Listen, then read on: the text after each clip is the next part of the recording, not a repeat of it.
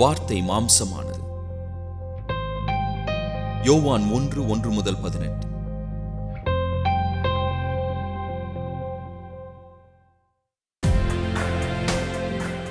துவக்கத்திலே வார்த்தை இருந்தது. அந்த வார்த்தை தேவனிடத்தில் இருந்தது. அந்த வார்த்தை தேவனாய் இருந்தது. அவர் துவக்கத்திலே தேவனோடு இருந்தார். அனைத்தும் அவர் மூலமாய் உண்டாக்கப்பட்டன. உண்டாக்கப்பட்டதொன்றும் அவராலே அல்லாமல் உண்டாக்கப்படவில்லை. அவருக்குள் உயிர் இருந்தது. அந்த உயிர் மனிதனுக்கு ஒளியாயிருந்தது. அந்த ஒளி இருளிலே ஒளி வீசுகிறது. இருளானது அதை மேற்கொள்ளவில்லை.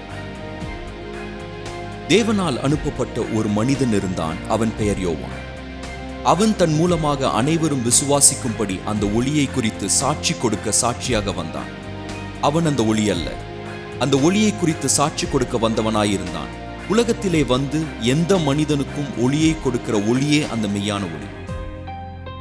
அவர் உலகத்திலே இருந்தார். உலகம் அவர் மூலமாக உண்டாக்கப்பட்டாலும் உலகமோ அவரை அறிந்து கொள்ளவில்லை. அவர் தமக்கு சொந்தமானவர்களிடம் வந்தார். ஆனால் அவருக்கு சொந்தமானவர்களோ அவரை ஏற்றுக்கொள்ளவில்லை. அவருடைய நாமத்தின் மேல் விசுவாசம் உள்ளவர்களாய் அவரை ஏற்றுக்கொண்டவர்கள் எத்தனை பேர்களோ அத்தனை பேர்களும் தேவனுடைய பிள்ளைகளாகும்படி அவர்களுக்கு உரிமை கொடுத்தார்.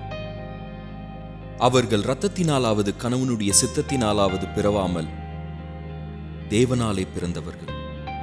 அந்த வார்த்தை மாம்சமாகி கிருபையினாலும் சத்தியத்தினாலும் நிறைந்தவராய் நமக்குள்ளே வாசம் பண்ணினார். அவருடைய மகிமை பிதாவுக்கு ஒரே பேரானவருடைய மகிமைக்குரிய மகிமையாகவே இருந்தது. யோவான் அவரை குறித்து சாட்சி கொடுத்து,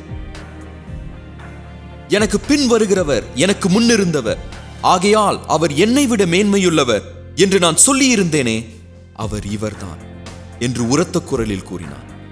அவருடைய கிருபையின் நிறைவினால் நாம் அனைவரும் கிருபையின் மேல் கிருபை பெற்றோம். எப்படியெனில் நியாயப்பிரமாணம் மோசேயின் மூலமாய் கொடுக்கப்பட்டது. கிருபையும் சத்தியமும் இயேசு கிறிஸ்துவின் மூலமாய் வந்தன. தேவனை ஒருவனும் ஒரு நாளும் கண்டதில்லை. பிதாவின் மடியில் இருக்கிற ஒரே பேரான குமாரனை அவரை அனைவரும் அறிய செய்தார்.